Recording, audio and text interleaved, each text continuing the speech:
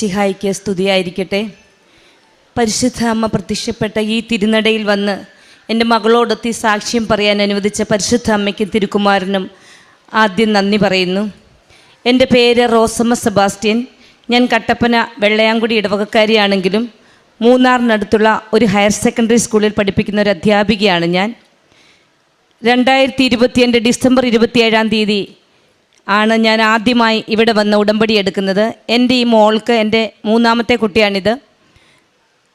വളരെ ചെറുതിലെ മുതൽ അഡിനോയിഡിൻ്റെ പ്രശ്നം വരികയും എല്ലാ ആഴ്ചകളിലും തന്നെ കുട്ടി ആശുപത്രിയിലാകുകയും ചെയ്തിരുന്ന ഒരു ബുദ്ധിമുട്ടിലൂടെയാണ് ഞങ്ങൾ കടന്നു പോയത്. ആ സമയത്ത് എൻ്റെ നാത്തൂൻ ഇവിടുത്തെ എന്നും വന്നിരുന്ന ഒരാളാണ്. ചേച്ചിയാണ് എന്നോട് പറഞ്ഞത്, കൃപാസനത്തിൽ പോയി ഉടമ്പടി എടുക്കൂ, ഇത് കുറയുമെന്ന്. അങ്ങനെ 2022 ഡിസംബറിൽ ഞാനും എൻ്റെ ഭർത്താവും ആദ്യമായി ഇവിടെ വന്നു. ഉടമ്പടി എടുത്ത് തിരിച്ചു പോയി. പറ്റുന്നതുപോലെ ഉടമ്പടി പ്രാർത്ഥനകളൊക്കെ ചെയ്തു പോയിരുന്നെങ്കിലും കുഞ്ഞെപ്പോഴും ഹോസ്പിറ്റലിലായിരുന്നു. എൻ്റെ ലീവ് വർഷത്തെ 15 ലീവും ഏതാണ്ട് ആദ്യത്തെ മാസം തന്നെ തീർന്നു പോകുന്ന അവസ്ഥയാണ്. മൂക്ക് അടഞ്ഞ് മൂക്കിൽ ദശ വളരെ ഇതായിട്ട് തലയ്ക്ക് വളരെ പ്രശ്നമായി, എപ്പോഴും വളരെ ബുദ്ധിമുട്ടാണ്. അതിൻ്റെ ഭാഗമായി ആദ്യം കോട്ടയം മെഡിക്കൽ കോളേജിലും തുടർന്ന് Kattappana saint John's, Kattappana cooperative, അങ്ങനെ സർജന്മാരുള്ള എല്ലാ ആശുപത്രികളിലും മിക്ക മാസങ്ങളിലും ഞാൻ വിളയും കൊണ്ട് അഡ്മിറ്റാണ്. 10 ദിവസം കിടക്കുമ്പോൾ 1 ലക്ഷത്തിൽ കൂടുതലോ കുറഞ്ഞതോ ആയ ബില്ല്, അതോ അങ്ങനെ സാമ്പത്തിക പ്രതിസന്ധികൾ വളരെ ബുദ്ധിമുട്ടി. 2022 അങ്ങനെ കഴിഞ്ഞു പോയി. 2023 ആയപ്പോഴേക്കും ഈ അസുഖം വളരെ കൂടി, മൂക്കിലത് വളരെ കൂടിയിട്ട് ചെവിയിലൂടെ ബ്ലഡ് വരാൻ തുടങ്ങി. എല്ലാ സമയത്തും ചെവിയുടെ ഒരു ഇയർ ഡ്രം പൊട്ടിയിട്ട് ചെവിയിലൂടെ ബ്ലഡ് വരികയാണ്. ഹോസ്പിറ്റലിൽ അഡ്മിറ്റ് ആകുമ്പോൾ ഓരോ പഞ്ഞി വളരെ ഉരുട്ടി നേഴ്സസ് ചെവിയിൽ വെച്ച് 5 മിനിറ്റ് കഴിയുമ്പോൾ അത് കട്ട ചോരയായിട്ടാണ് പുറത്തേക്ക് വരുന്നത്. ഇങ്ങനെ മൂക്കും ചെവിയും വളരെ പ്രശ്നമായപ്പോഴാണ് എൻ്റെ വിശ്വാസം ഒന്നുകൂടി വർദ്ധിച്ചത്. ഞങ്ങൾ കൃപാസനത്തിൽ ഉടമ്പടി തൈലം പൂശുകയും വീട്ടിലിരിക്കുന്ന ഉപ്പ് ഭരണിയിൽ ഇവിടുത്തെ ഉപ്പിട്ട് മിക്സ് ചെയ്യുകയും ഒക്കെ ചെയ്യുമായിരുന്നു. കുഞ്ഞാണെങ്കിൽ കുരിശ് വരയ്ക്കാനിരിക്കുമ്പോൾ തേൻ ഇഷ്ടമായതുകൊണ്ടാവും ആദ്യം തന്നെ ആ തേനെടുത്ത് നാവിൽ പുരട്ടും. പിന്നെ തൈലം കൊണ്ട് എല്ലാവർക്കും ഇവൾ ഓടി നടന്ന് കുരിശ് വരച്ചു തരും. അങ്ങനെ ആയി. കുറച്ച് നാൾ കഴിഞ്ഞപ്പോഴേക്കും ചെവിയിലും കൂടുതലായി, ചെവിയും മൂക്കും ബ്ലോക്കായി. കൊച്ചിനെ കൊണ്ട് ഞാൻ കേരളത്തിലെ വളരെ പ്രസിദ്ധമായ 8ഓളം ഹോസ്പിറ്റലുകളിലൂടെ യാത്ര ചെയ്തു. തൊടുപുഴ, സെൻറ്റ് മേരീസ്, മുതലക്കുടം, ഇങ്ങനെ പോകാത്ത സ്ഥലങ്ങളില്ല. എവിടെയും പോകുമ്പോൾ ഒരാഴ്ചത്തേന് കുറയും. വീണ്ടും ഞാൻ ക്ലാസ്സിൽ പഠിപ്പിച്ചുകൊണ്ട് നിൽക്കുമ്പോൾ പെട്ടെന്ന് ഫോൺ വരും, ടീച്ചേഴ്സെല്ലാം ഓടി വരും. ഇവൾ എൻ്റെ സ്കൂളിൽ തന്നെയാണ് 3ാം ക്ലാസ്സിൽ പഠിക്കുന്നത്. കൊച്ച് പെട്ടെന്ന് ചെവിയിലൂടെ ബ്ലഡ് വന്നിരിക്കുന്നു, ഓടിവാ. പിന്നെ പെട്ടെന്ന് വണ്ടി എടുത്ത് തൊടുപുഴയ്ക്കൊക്കെ പോവുകയാണ് മൂന്നാറ്റിൽ നിന്ന്. വളരെ ബുദ്ധിമുട്ടി. മനുഷ്യനാൽ അസാധ്യമാണ് എന്ന് തോന്നിയിടത്താണ് ഞാൻ പരിശുദ്ധ അമ്മയോടും ദൈവത്തോടും കൂടുതൽ അടുത്തതെന്ന് ഞാൻ പറയുവാൻ ആഗ്രഹിക്കുകയാണ്. എല്ലാ ഡോക്ടേഴ്സും 2 ഓപ്പറേഷനാണ് പറഞ്ഞത്. ഒന്ന് മൂക്കിൻ്റെ അഡിനോയിഡിൻ്റെ പ്രശ്നമുള്ള ഒരു ഓപ്പറേഷൻ, പിന്നെ ചെവിയിൽ ഒരു ഹോള് വരികയും ബ്ലഡ് വരികയും ചെയ്യുന്ന ആ ഭാഗത്ത് തുടയിൽ നിന്ന് സ്കിൻ എടുത്തു വെച്ച് ചെവി ഓപ്പറേറ്റ് ചെയ്യണം. അങ്ങനെ 2 വലിയ ഓപ്പറേഷൻ. ആ സമയത്ത് ഞങ്ങൾ വലിയ വീട് പണിതിട്ടിരിക്കുകയാണ്. ഒപ്പം തന്നെ എൻ്റെ കൂടെ 7 വർഷമായി എൻ്റെ മൂത്ത സഹോദരി ക്യാൻസർ രോഗിയായി ഉണ്ടായിരുന്നു. ചേച്ചി 2023 മരിച്ചു. സാമ്പത്തികമായി വളരെ തകർന്ന് ബുദ്ധിമുട്ടി. മറ്റ് വ്യക്തിപരമായ ചില പ്രതിസന്ധികളാലും മാനസികവും ശാരീരികവുമായി തളർന്ന അവസ്ഥയിലാണ് കുഞ്ഞിൻ്റെ രോഗം വർദ്ധിക്കുന്നത്. മാതാവും ഈശോയും അല്ലാതെ എനിക്ക് ആരുമില്ല എന്നുള്ള ബോധ്യം എന്നെ നന്നായി പിടികൂടി. 2021 മെയ് മാസം അവസാന രക്ഷയ്ക്ക് വേണ്ടി ഞാൻ കുഞ്ഞിനെയും കൂടെ ആസ്റ്റർ മെഡിസിറ്റിയിൽ വരികയും സർജനെ കാണുകയും അപ്പോൾ ഡോക്ടർ എന്നോട് പറഞ്ഞത് എന്നെ അടുത്ത റൂമിലേക്ക് വിട്ടിട്ട് ഒരു ചാർട്ട് എടുത്ത് തരികയാണ് ചെയ്തത്. മെയ് മാസം 10 അഡ്മിറ്റ് ആകുകയും 2 ഓപ്പറേഷൻ നടത്തുകയും ചെയ്തു. 2 ഓപ്പറേഷനും കൂടി വലിയ ഒരു സംഖ്യയും എന്നോട് പറഞ്ഞു. വളരെ പെട്ടെന്ന് ഈ ഓപ്പറേഷൻ എന്ന് പറഞ്ഞപ്പോൾ 6 കുഞ്ഞിൻ്റെ പല്ലുകളൊക്കെ പുഴുപ്പല്ലായിരുന്നു. 6 പല്ലുകൾ കീറിയെടുത്തതിന് ശേഷമേ ഓപ്പറേഷൻ ചെയ്യാൻ പറ്റുള്ളൂ എന്ന് പറയുകയും ആ ദിവസങ്ങളിൽ ഒറ്റ ദിവസം തന്നെ 4 പല്ല് കീറിയെടുത്തു. പച്ചയ്ക്ക് കുത്തിവെച്ച് കീറിയെടുത്തതിൻ്റെ വേദനയെല്ലാം കൂടി ഓപ്പറേഷൻ 2 കേട്ട് കുഞ്ഞ് വല്ലാതെ ഭയപ്പെട്ടു. കുഞ്ഞിനോട് ഇത് പറയുമ്പോൾ കുഞ്ഞ് വിറയ്ക്കുകയാണ്, അമ്മ എൻ്റെ തല ഓപ്പറേഷൻ ചെയ്യല്ലേ എന്ന് പറഞ്ഞുകൊണ്ട്. എന്തായാലും ഡോക്ടറുടെ അടുത്ത് നിന്നിറങ്ങി പിറ്റേന്ന് ഞാൻ തന്നെ കാർ ഓടിച്ച് ഞാൻ ഈ കൃപാസനത്തിൽ വന്നു. ഇതിൻ്റെ പുറത്ത് വന്ന് നിന്നപ്പോൾ തന്നെ എനിക്ക് മനസ്സിലായി, എല്ലാ ഇടങ്ങളും പരീക്ഷിച്ച് നിസ്സഹായ അവസ്ഥയിൽ മാതാവിനെ മാത്രം ദൈവത്തെ ശരണം വെച്ചുകൊണ്ട് ഈ കൃപാസനത്തിൽ വന്ന ആ ദിവസം, അതിനു മുമ്പ് ഒരിക്കലും വന്ന പോലെ അല്ല ഞാനിവിടെ വന്ന് വിശ്വാസത്തിൽ ഉറച്ച് എനിക്കാരുമില്ല ഈ ഉലകത്തിൽ, നമുക്ക് ദൈവം മാത്രമേ ഉള്ളൂ, പരിശുദ്ധ അമ്മയും ദൈവമേ ഉള്ളൂ, മനുഷ്യരാൽ നമുക്കൊന്നും ചെയ്യാൻ സാധിക്കില്ല എന്ന് മനസ്സിലായി. എല്ലാ പ്രതിസന്ധികളും കൊണ്ട് ഈ തിരക്കിലേക്ക് ഞാൻ കയറി വന്നപ്പോൾ തന്നെ എനിക്ക് തോന്നി എൻ്റെ തലയിലേക്ക് ആരോ ഒരു മുല്ലപ്പൂവിൻ്റെ കൊട്ട മറിച്ചിട്ടതുപോലെ. അത്രയ്ക്കും മുല്ലപ്പൂവിൻ്റെ സുഗന്ധം. എൻ്റെ കൂടെ വന്ന ആൻറ്റിയോട് ഞാൻ ചോദിച്ചു, ഇത് എവിടെ നിന്നാണ് മുല്ലപ്പൂവിൻ്റെ മണം? ആൻറ്റി പറഞ്ഞു, എനിക്ക് വരുന്നില്ല. പ്രിയമുള്ളവരെ, ഞാൻ ഉടമ്പടി പുതുക്കുവാനായിട്ട് ഞാൻ താമസിച്ചാണ് വന്നത്. ഉടമ്പടി പുതുക്കി മേളിലെല്ലാം പോയി ഇവിടെ പുതുക്കിയ ഉടമ്പടിയുടെ പേപ്പർ ഇടാനായിട്ട് നിൽക്കുമ്പോൾ ആണ് ഞാൻ ഇവരോട് അച്ഛനെ കാണുന്ന കാര്യം ചോദിച്ചപ്പോൾ ഇവിടെ ഉള്ളവർ പറഞ്ഞു 2:30 മുമ്പേ അച്ഛനെ കാണുവാൻ ടോക്കൺ എടുക്കാൻ പറ്റുള്ളൂ, ഇനി പറ്റില്ല. അപ്പോൾ ഞാൻ എന്തിനെന്നറിയാതെ നിസ്സഹായാവസ്ഥയിൽ ആ സൈഡിൽ ഈ ബാക്കിലായിട്ട് നിന്ന് ഞാൻ പൊട്ടി കരഞ്ഞു. എന്നോടൊരു ചേച്ചി ചോദിച്ചു, എന്താണ് മോളെ ഇങ്ങനെ കരയുന്നത്? ഞാൻ പറഞ്ഞു, എൻ്റെ കുഞ്ഞിനൊരു ഓപ്പറേഷൻ പറഞ്ഞു, 2 ഓപ്പറേഷനാണ്. എനിക്ക് അച്ഛനെ കണ്ട് തലയ്ക്ക് പിടിപ്പിക്കണമെന്നുണ്ട്, അതിനുപോലും പറ്റിയില്ല. എനിക്ക് ഇടുക്കിക്ക് തിരിച്ചു പോകണം, എന്ത് ചെയ്യുമെന്നറിയില്ല. അപ്പോൾ ആ ചേച്ചി എന്നോട് പറഞ്ഞു, അവിടെയൊക്കെ അടച്ചുപോയി, എന്നാൽ അവിടെ ഒന്ന് ചെന്ന് നോക്കിയാൽ ജനലയ്ക്കൽ ആരെങ്കിലും ഉണ്ടെങ്കിൽ ഒന്ന് പറഞ്ഞു നോക്കുമെന്ന്. പ്രിയമുള്ളവരെ, അതാരാണെന്ന് എനിക്കറിയില്ല. ഞാനിതിലെ നടന്ന ജനലയ്ക്കൽ ചെന്നപ്പോൾ അവിടെ ഒരു ചേട്ടൻ ഇരിക്കുന്നു. ചേട്ടനോട് ഇങ്ങനെ പറഞ്ഞപ്പോൾ സത്യം പറഞ്ഞാൽ എന്തെങ്കിലും ആ ഓപ്പറേഷൻ്റെ പേപ്പർ പോലും ഞാൻ എടുത്തിട്ടില്ല എന്നാണ് എനിക്ക് തോന്നുന്നത്. അത്തരത്തിലൊരു മാനസികാവസ്ഥയിലായിരുന്നു. വിങ്ങുന്ന ഹൃദയവുമായിട്ടാണ് ഞാൻ ഇന്ന് അതിലേ നടന്നത്. ആ ചേട്ടനോട് പറഞ്ഞപ്പോൾ ചേട്ടൻ പറഞ്ഞു, അപ്പുറത്തൊരു സിസ്റ്റർ കാണും, അവിടെ ചെന്ന് പറയൂ. എനിക്കറിയില്ല, ഒരു വെളുത്ത സിസ്റ്റർ അവിടെ നിന്നു. ആ സിസ്റ്റർ എൻ്റെ ഒരു കുറിപ്പ് തന്നു. ഞാനത് ഇവിടെ ഇരിക്കുന്ന സിസ്റ്ററിൻ്റെ കയ്യിൽ കൊണ്ടു കൊടുത്തു. ആദ്യമേ തന്നെ എന്നെ വിളിച്ചകത്ത് കയറ്റി എൻ്റെ ഉടമ്പടി ഇട്ടു. അതിനുശേഷം ഈ കുഞ്ഞ് മാതാവിൻ്റെ മുമ്പിൽ നിന്ന് പൊട്ടി കരയുന്നു. ഞാൻ നോക്കിയപ്പോൾ ഞാൻ ചോദിച്ചു, എന്താ മോളെ കരയുന്നത്? അമ്മച്ചി, എൻ്റെ തല ഓപ്പറേഷൻ ചെയ്യുന്നത് എനിക്ക് പേടിയാ അമ്മയെന്ന് പറഞ്ഞ് കൊച്ചു നിന്ന് വിറയ്ക്കുകയാണ്. എനിക്കറിയില്ല ആരാണ് എന്നെ അന്ന് ഇവിടെ നിയന്ത്രിച്ചതെന്ന്. ഇവിടെ ഭയങ്കര തിരക്കായിരുന്നു.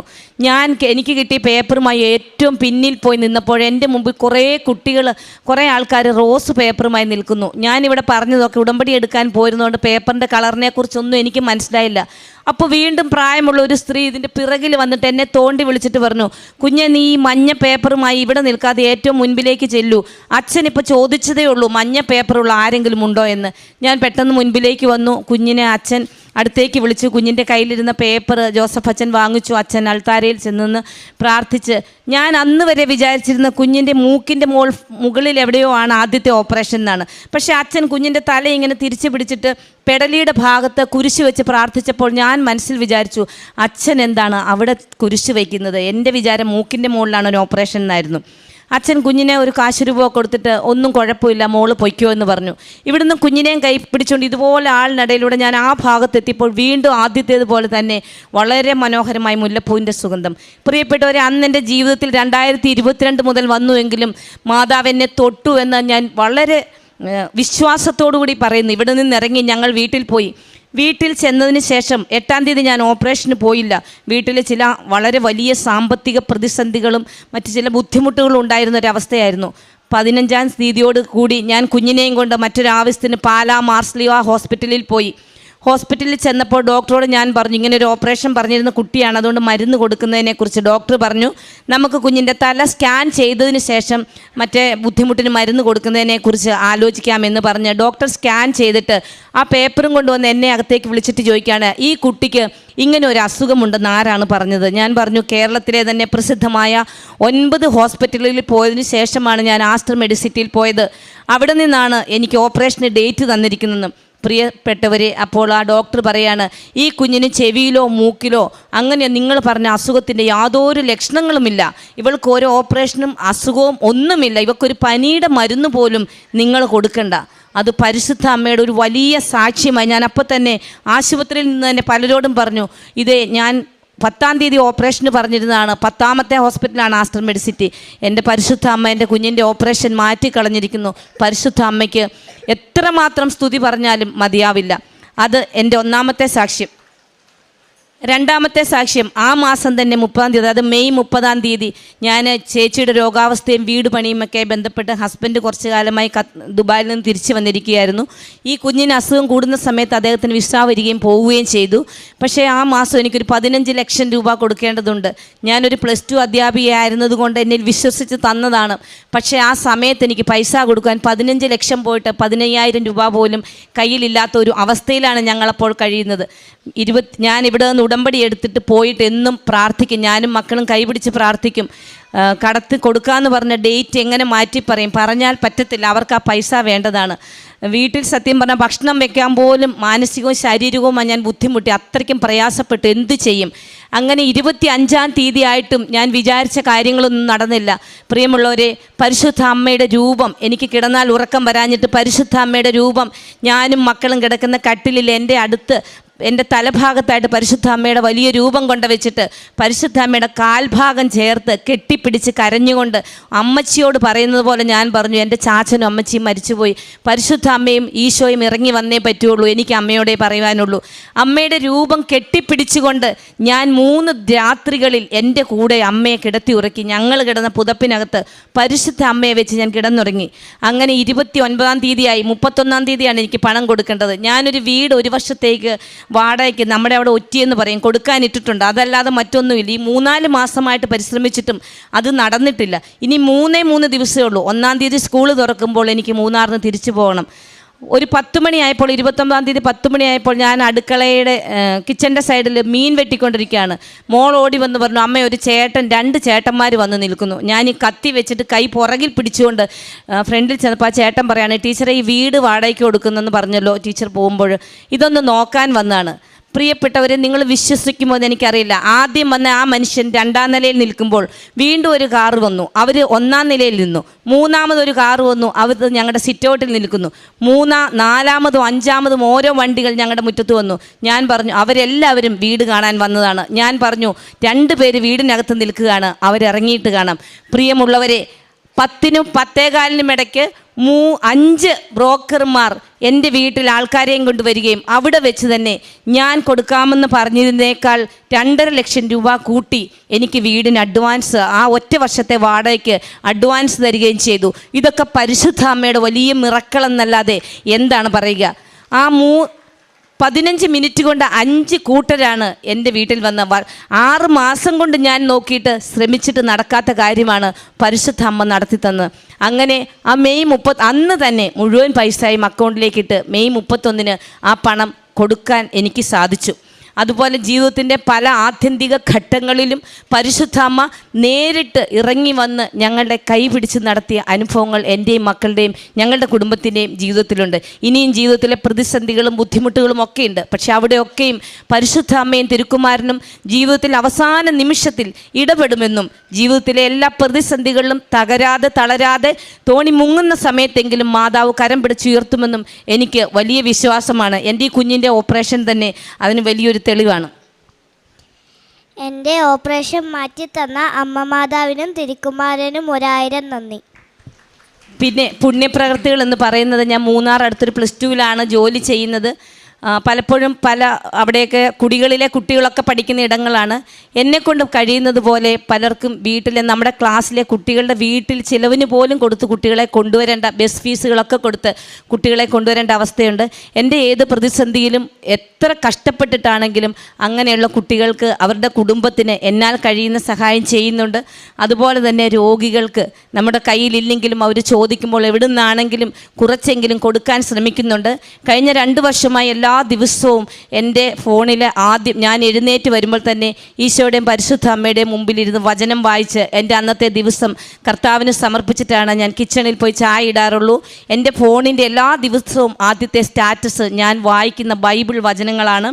അതുപോലെ തന്നെ വീട്ടിലെ പ്രാർത്ഥന, അതുപോലെ തന്നെ ഞാൻ പോകുന്ന ഇടങ്ങളിൽ ചിലപ്പോഴൊക്കെ ക്ലാസ് എടുക്കാനോ കുട്ടികളോട് സംസാരിക്കാനോ ഒക്കെ പോകുമ്പോൾ ഇങ്ങനെ എൻ്റെ ജീവിതത്തിലുണ്ടായ അത്ഭുതങ്ങൾ ഞാൻ എല്ലാവരോടും പറയാറുണ്ട്.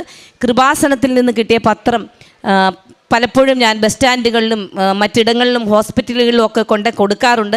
കഴിഞ്ഞ മാസമാണെങ്കിലും വന്നില്ലെങ്കിൽ എൻ്റെ നാത്തൂൻ ഇവിടെ വന്ന് വാങ്ങിച്ചുകൊണ്ടുവന്ന പത്രങ്ങൾ കൊടുക്കാറുണ്ട്. മക്കളെ കൊണ്ട് 3 പേരെ കൊണ്ടും വിശ്വാസ ജീവിതത്തിൽ അടിയുറപ്പിച്ച് ജീവിക്കുവാനും അവരും നല്ല വിശ്വാസികളായി നല്ല രീതിയിൽ വിശ്വാസത്തിൽ ജീവിക്കുന്നതും അവർ വഴി മറ്റുള്ള കുഞ്ഞുങ്ങൾക്ക് ദൈവവചനം പറഞ്ഞു കൊടുക്കാനും ഒക്കെ ശ്രമിക്കാറുണ്ട്. അതുപോലെ തന്നെ കൃപാസനത്തിലെ ഉപ്പും തൈലവും ഒക്കെ എല്ലാവർക്കും കൊടുത്ത് വിശ്വാസം അവരെ കൂടി വിശ്വാസത്തിൽ ആഴപ്പെടുത്തുവാനായിട്ട് ശ്രമിക്കാറുണ്ട്. ഒത്തിരി ഒന്നും ചെയ്യാറില്ലെങ്കിലും ചുരുങ്ങിയ ജീവിത സാഹചര്യങ്ങളിൽ പറ്റുന്നത്ര പുണ്യപ്രവർത്തികൾ ചെയ്യാൻ സാധിക്കുന്നുണ്ട്. അപ്പോൾ ഇവിടെ വന്ന കൃപാസനവുമായി ബന്ധപ്പെട്ടതിന് ശേഷം എൻ്റെ വ്യക്തി ജീവിതത്തിൽ അടിയുറച്ച ദൈവവിശ്വാസവും പരിശുദ്ധ അമ്മയോടുള്ള ഭക്തിയും മറ്റുള്ളവരെ കൂടി ദൈവവിശ്വാസത്തിലേക്ക് കൊണ്ടുവരുവാനും മറ്റു ഫോണും മറ്റു കാര്യങ്ങളും ഒക്കെ ഉണ്ടെങ്കിലും അതിൽ കൂടുതൽ സമയം രാത്രിയിൽ ഞാനും എല്ലാവരും കിടന്നുറങ്ങുന്നത് ഇവിടുത്തെ സാക്ഷ്യം കേട്ടുകൊണ്ടാണ്. ഒരു ദിവസം സാക്ഷ്യം വെക്കാതെ ഞാൻ കിടക്കാൻ ശ്രമിച്ചാൽ, ഞാൻ എന്തെങ്കിലും വാർത്ത വെച്ചാൽ അപ്പം തന്നെ കുഞ്ഞ് പറയും, അമ്മേ സാക്ഷ്യം വെച്ചല്ലേ എന്നും ഉറങ്ങാറ്, സാക്ഷ്യം വെക്കാൻ പറയും. സാക്ഷി ഓൺ ചെയ്ത് അത് എപ്പോഴാണോ തീരുന്നതെന്ന് എനിക്കറിയില്ല, അതിനിടയ്ക്ക് എപ്പോഴും ഉറങ്ങിപ്പോകും. അങ്ങനെ വളരെ വലിയ ഒരു ക്രിസ്തീയ ജീവിതത്തിൽ അടിയുറച്ച് പോകുവാനും മറ്റുള്ളവരിലേക്ക് കൂടി ഈ വിശ്വാസത്തിൻ്റെ നന്മ കൊടുക്കുവാനും ഞങ്ങൾ ശ്രമിക്കുന്നുണ്ട്. ഇനിയുള്ള പ്രതിസന്ധികളിലും പരിശുദ്ധ അമ്മ നിലനിർത്തും എന്ന് തന്നെ വിശ്വസിച്ച് ഉറച്ചു പറഞ്ഞുകൊണ്ട് പരിശുദ്ധ അമ്മയ്ക്കും തിരുക്കുമാരനും ജീവിതം കൊണ്ടും ഇവിടെ വന്നു നിന്നുകൊണ്ടും 1000 നന്ദി പറഞ്ഞുകൊണ്ട് നിർത്തുന്നു. നന്ദി. സങ്കീർത്തനങ്ങൾ 32, 6, 7 തിരുവചനങ്ങൾ. ദൈവഭക്തർ ആപത്തിൽ അവിടുത്തോടെ പ്രാർത്ഥിക്കട്ടെ. കഷ്ടത കരകവിന് ഒഴുകിയാലും അതവരെ സമീപിക്കുകയില്ല. അവിടുന്ന് എൻ്റെ അഭയസങ്കേതമാണ്. അനർത്ഥങ്ങളിൽ നിന്ന് അവിടുന്ന് എന്നെ രക്ഷിക്കുന്നു. രക്ഷ കൊണ്ട് എന്നെ പൊതിയുന്നു. റൊസമ്മ സെബാസ്റ്റ്യൻ എന്ന ഈ സഹോദരി മകളോടൊപ്പം ചേർന്ന് നിന്ന് പരിശുദ്ധ കൃപാസന മാതാവിൻ്റെ വലിയ നന്മകളെ ഈ അൾത്താരയിൽ സാക്ഷ്യപ്പെടുത്തുകയാണ്. സഹോദരി പറയുന്നുണ്ട് മകളുടെ രോഗാവസ്ഥയെക്കുറിച്ച്. ഏറെ ക്ലേശത്തോടുകൂടി, ഏറെ സങ്കടത്തോടുകൂടി വലിയ ദുരിതങ്ങൾ മോളുടെ രോഗാവസ്ഥയുമായി ബന്ധപ്പെട്ട് കുടുംബം അനുഭവിച്ചിരുന്നു. വലിയ ആശുപത്രികളിലെ ചികിത്സകൾ തേടിയിരുന്നു. എന്നാൽ അച്ഛനെ കണ്ട് പ്രാർത്ഥിക്കുകയും അച്ഛൻ മകളെ സൈത്ത് പൂശി ബലപ്പെടുത്തുകയും കുരിശുരൂപം വെച്ചുകൊണ്ട് അമ്മ മാതാവിന് പ്രതിഷ്ഠിച്ച മകളെ പ്രാർത്ഥിച്ച ആ നിമിഷം മുതൽ പൂർണ്ണമായി ആ ഗൗരവമുള്ള രോഗം, രക്തം വരുന്നതും മറ്റ് ക്ലേശങ്ങളുമുള്ള രോഗം പൂർണ്ണമായി നിലയ്ക്കുകയും പിന്നീട് ഇന്ന് വരെയും മരുന്നോ മറ്റൊരു കാര്യമോ ഇല്ലാത്ത വിധം മകൾ പൂർണ്ണ ആരോഗ്യത്തിൽ എന്ന സന്തോഷത്തോടു കൂടി തുള്ളിച്ചാടി നടക്കുന്നു, പഠിക്കുന്നു എന്നതിനെക്കുറിച്ചാണ് ഈ സഹോദരി ആദ്യം സാക്ഷ്യപ്പെടുത്തിയത്. രണ്ടാമത്തത്, ജീവിതത്തിൽ തന്നെ വലിയൊരു കടബാധ്യത. അത് വീട് പണയം വെച്ചെങ്കിലും മാറ്റുവാൻ വേണ്ടി 6 മാസമായി കഷ്ടപ്പെട്ടിട്ട് അതൊന്നും നടക്കാതെ ക്ലേശിച്ചിരുന്ന ദിവസങ്ങളിൽ അമ്മ മാതാവിൻ്റെ തിരുനടയിൽ പ്രാർത്ഥിക്കുകയും ഉടമ്പടിയിൽ നിയോഗം സമർപ്പിച്ചുകൊണ്ട് പ്രത്യേകമായി പ്രാർത്ഥിച്ച് ഇനി 3 ദിവസങ്ങൾ മാത്രമേ ഉള്ളൂ, അമ്മ മാതാവ് ഇടപെടുകയും സഹായിക്കുകയും വേണമെന്ന് പറയുമ്പോൾ ഏതാണ്ട് ഒരു 2 മണിക്കൂറിനുള്ളിൽ 5ഓളം പേര് ആ വീട് ഒറ്റയ്ക്കെടുക്കുന്നതിനും വാടകയ്ക്കെടുക്കുന്നതിനുമായി അന്വേഷിച്ചു വരികയും വിചാരിച്ചിരുന്നതിലും 3 ലക്ഷത്തോളം രൂപ കൂടുതൽ നൽകിക്കൊണ്ട് ആ വീട് അവരെടുക്കുകയും ചേച്ചിക്ക് സമയത്ത് തന്നെ എല്ലാ കടബാധ്യതകളും നീക്കുവാനുള്ള സാഹചര്യങ്ങൾ ഒരുങ്ങിക്കിട്ടുകയും ചെയ്തു. അത്ഭുതകരമായിട്ട് അമ്മ മാതാവിൻ്റെ ഇടപെടൽ ജീവിതത്തെ ലഭിച്ചതിനെയാണ് സഹോദരി സാക്ഷ്യപ്പെടുത്തുന്നത്. അച്ഛനെ കാണുവാൻ വേണ്ടി ആശുപത്രിയിൽ നിന്നും വലിയ നിലവിളിയോടുകൂടി ഈ ആലയത്തിലേക്ക് കടന്നു വരുമ്പോൾ സുഗന്ധ അഭിഷേകം ലഭിച്ചതിന്, അമ്മ മാതാവിൻ്റെ പ്രസൻസ് ലഭിച്ചതിന്, അത് അച്ഛനെ കാണുവാനുള്ള സാഹചര്യം പോലും ഇല്ലാതിരുന്നിട്ടും അത് മകൾക്ക് കാണിക്കുവാൻ വേണ്ടിയുള്ള അവസരം ലഭിച്ചതും അച്ഛൻ പ്രാർത്ഥിച്ച ആ നിമിഷം മുതൽ തിരികെ പോകുമ്പോൾ വീണ്ടും സുഗന്ധാഭിഷേകം ലഭിച്ചുകൊണ്ട് അമ്മ മാതാവ് കൂടെ ഉണ്ടെന്നും അമ്മ മാതാവിൻ്റെ സാന്നിധ്യത്തിലുള്ള ഈ പ്രാർത്ഥനയിലൂടെ പ്രത്യേകമായി മകൾ ബലപ്പെടുന്നുവെന്നും സൗഖ്യപ്പെടുന്നുവെന്നും പൂർണ്ണമായി വിശ്വസിക്കുവാനുള്ള കൃപ ലഭിക്കുകയും ചെയ്തു. സഹോദരിയുടെ വാക്കുകളിൽ എങ്ങനെ ഉടമ്പടി ജീവിതം നയിക്കണമെന്ന്, വലിയ ക്ലേശങ്ങളിലും എങ്ങനെ പ്രത്യാശയോടുകൂടി പ്രാർത്ഥിക്കണമെന്ന് അമ്മ മാതാവിൻ്റെ കരങ്ങളിലേക്ക് ഒരു നിയോഗം കൊടുത്താൽ അത് പൂർണ്ണമായി തിരുക്കുമാരന് കൊടുത്തുകൊണ്ട് നമ്മളെ അവസാന നിമിഷമെങ്കിലും അനുഗ്രഹിച്ച് സഹായിക്കുമെന്ന ഉറപ്പാണ് മകളുടെ വാക്കുകളിലൂടെ കൈമാറുന്നത്. ഈ കുടുംബത്തിന് ലഭിച്ച വലിയ അനുഗ്രഹങ്ങളെ ഓർത്ത് അമ്മ മാതാവിനും തിരുക്കുമാരനും നന്ദി പറഞ്ഞുകൊണ്ട് കരങ്ങളടിച്ച് ഈ സാക്ഷ്യം നമുക്ക് സമർപ്പിക്കാം. അത്യപൂർവ ദൈവാനുഭവങ്ങൾ